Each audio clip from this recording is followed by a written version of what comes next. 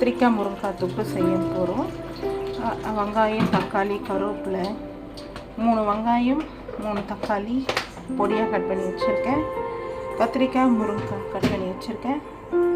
எப்படி தாளிக்கணும்னுட்டு சொல்கிறேங்க.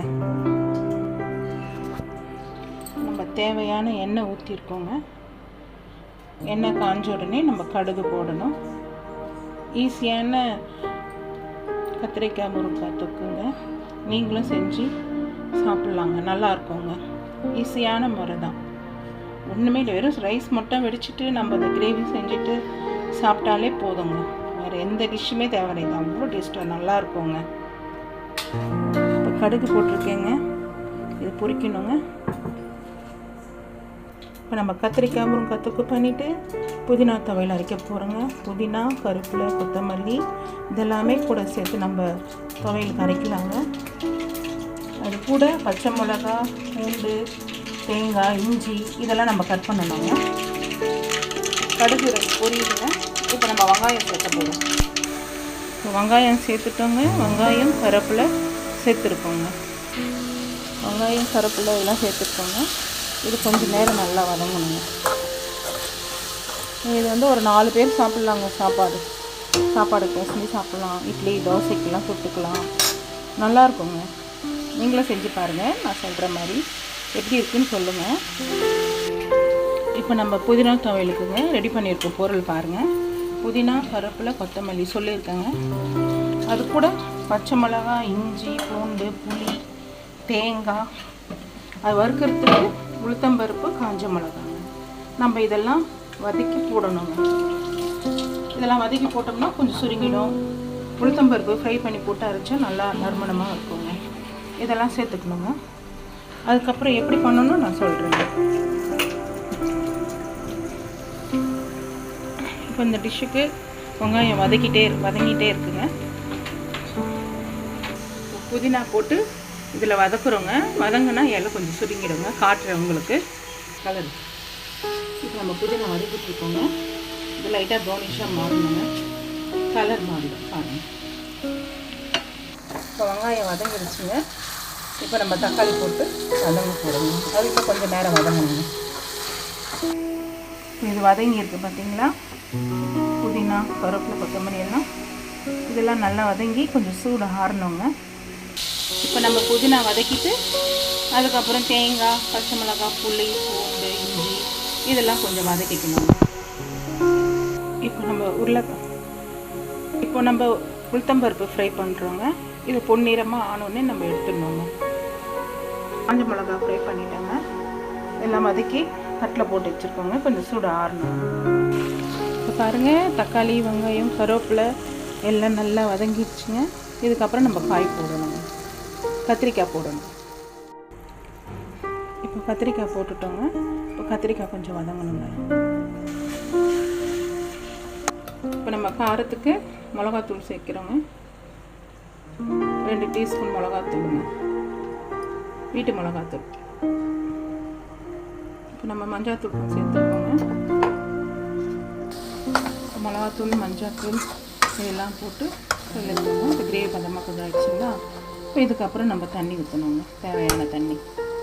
நம்ம தேவையான தண்ணி ஊற்றணும். அந்த காயெல்லாம் நனையிற அளவுக்கு ஊற்றணும்னா நல்லா கிரேவியாக நமக்கு அந்த மிளகாத்தூள் வாசனை இதெல்லாமே போகுங்க. இது நல்லா கொதித்து சுண்டணுங்க. நம்ம முருங்கைக்காய் சேர்க்குறோங்க. ஏன்னா முருங்கைக்காய் ஃபஸ்ட்டு போட்டு நம்ம வதக்கக்கூடாது. தண்ணியெல்லாம் ஊற்றுனதுக்கப்புறம் தான் முருங்கைக்காய் போடணுங்க. இந்த தண்ணியிலே இந்த முருங்கைக்காய் நல்லா வந்துடுங்க. இப்போ நம்ம தேவையான உப்பு போட்டுக்கணுங்க.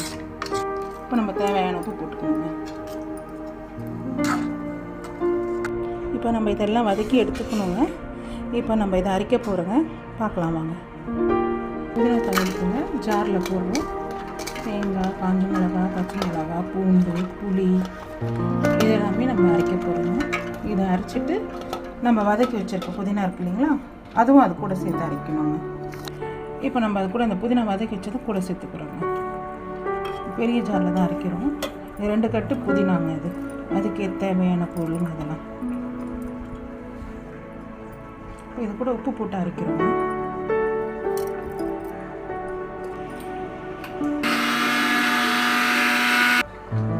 புதினா துவையல் அரைச்சிருக்கோங்க. இன்னும் கொஞ்சம் நல்லா அரைக்கணுங்க.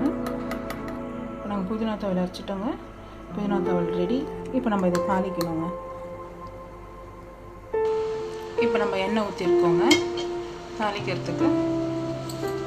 இப்போ நம்ம கடுகு போட போகிறோம்.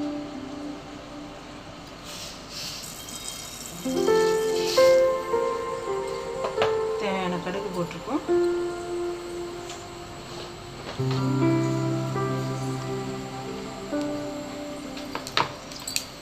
போடுறாங்க கொஞ்சம்.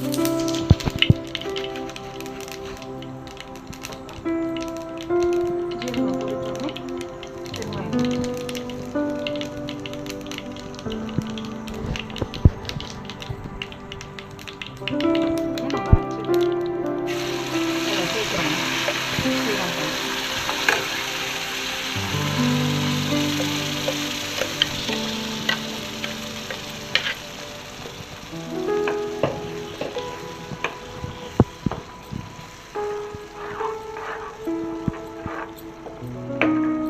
வெங்காயம் கொஞ்ச நேரம் தாளிச்சிட்டு கொஞ்சம் சூடு ஏறணுங்க. சூடு ஏறிடுச்சுன்னா சூடு ஏறி நம்ம கலரிட்டு ஆஃப் பண்ணிடலாங்க.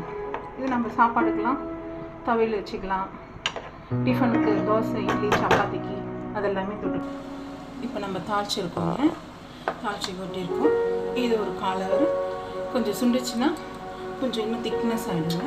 அப்போ நம்ம ரைஸ்க்கெலாம் வச்சுக்கிறதுக்கு கரெக்டாக இருக்கும். ஒரு 1/4 ஹவர் சிம்மிலே வைங்க. கொஞ்சம் கிரேவியாக, இன்னும் கொஞ்சம் கட்டியாக, கொஞ்சம் கிரேவியாக மாறிடுங்க. இப்போ பாருங்கள், முருங்கைக்காய், கத்திரிக்காய் எல்லாம் போட்டு கொதிக்குதுங்க.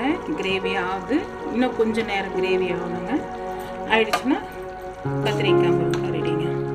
இன்னும் கொஞ்சம் நேரம், இன்னும் ஒரு 10 நிமிஷம் இருந்தோம்னா கொஞ்சம் கிரேவியாக ஆகிடுங்க. இப்போ கிரேவி ஆகிடுச்சிங்க. நம்ம இப்போ கொத்தமல்லி தூவி விட்டுருவோம்.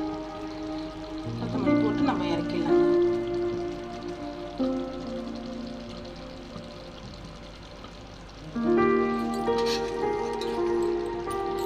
பாருங்க, கிரேவி ஆயிடுச்சு.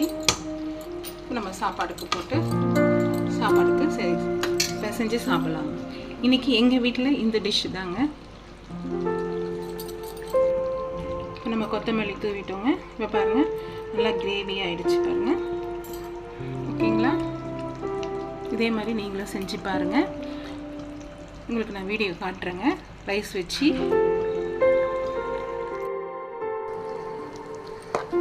கிரேவியாக ஆகிடுச்சிங்க. சூடாகிடுச்சுன்னா கெட்டிமாகிடுங்க புதினா துவையல். உங்களுக்கு தேவைன்னா நீங்கள் குறை நரைச்சிக்கலாம். எங்களுக்கு கொஞ்சம் நைஸாக இருந்தால் கொஞ்சம் பிடிக்குங்க. எல்லாத்துக்கும் டிஷ் யூஸ் ஆகும் சொல்லிவிட்டு நைஸாக அரைச்சிருக்கோங்க. பாருங்கள், கத்திரிக்காய் முறுக்கும் நல்லா கிரேவி ஆகிடுச்சிங்க. சூப்பராக இருக்குது. நீங்களும் செய்யுங்க, நல்லாயிருக்கும். ரெடி ஆகிடுச்சு. சாதமும் நம்ம கிரேவி பண்ணிட்டோம். புதினா துவையல். இது நம்ம பிசைஞ்சு சாப்பிட போகிறோங்க. பாருங்கள் ஃப்ரெண்ட்ஸ், நம்ம எல்லாம் செஞ்சுட்டோங்க. இப்போ நம்ம ரைஸுக்கு பிசைஞ்சு சாப்பிட்ருவோங்க. நல்லா இருக்குங்க. காரஞ்சி, அருமை, உப்பு, தக்காளி தொக்கு கிரேவி மாதிரி. உங்களுக்கு எப்படி பிடிக்குமோ நீங்கள் காரம் தேவையான காரம் எடுத்து போட்டுக்கோங்க. நல்லா இருக்குங்க.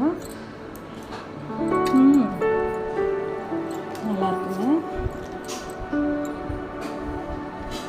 இது உங்களுக்கு தேவையான மாதிரி நீங்கள் ரெடி பண்ணிக்கலாம். நான் போட்ட எல்லா இன்க்ரீஸும் நீங்கள் அதில் சேர்க்கணும். குறைன்னு கொஞ்சம் அரைச்சிக்கினீங்கன்னா இன்னும் கொஞ்சம் டேஸ்ட் நல்லாயிருக்குங்க. சில பேருக்கு நைஸாக பிடிக்கும், சில பேருக்கு தெரியாத அந்த நைஸாக அந்த தொக்கு இல்லாத நைஸாக இருந்தால் நல்லாயிருக்கும். சில பேருக்கு திரியாக இருந்தால் பிடிக்கும். அந்த மாதிரி அவங்களுக்கு பிடிச்ச மாதிரி கூட நம்ம அரைச்சிக்கலாங்க. ஆனால் இந்த டிஷ் எல்லாமே சேர்க்கணுங்க. எப்படி இருக்குது சொல்லுங்கள். இப்போ தான் நாங்கள் புது வீடியோ எடுத்து போடுறோம். நீங்கள் சொல்லுங்கள் ஃப்ரெண்ட்ஸ். லைக் பண்ணுங்கள், பெல் பட்டன் அமுக்குங்க ஃப்ரெண்ட்ஸ். தேங்க்யூ. நிஜமாகுங்க, சாப்பாடு நல்லா ருசியாக இருக்குங்க. சூப்பராக இருக்குது. நீங்களும் சாப்பிட்டு பாருங்கள். செம்ம டேஸ்ட்டுங்க. எல்லாமே நல்லா வதக்கணுங்க. வதக்குனா அந்த அளவுக்கு நல்லா டேஸ்ட்டாக இருக்குங்க.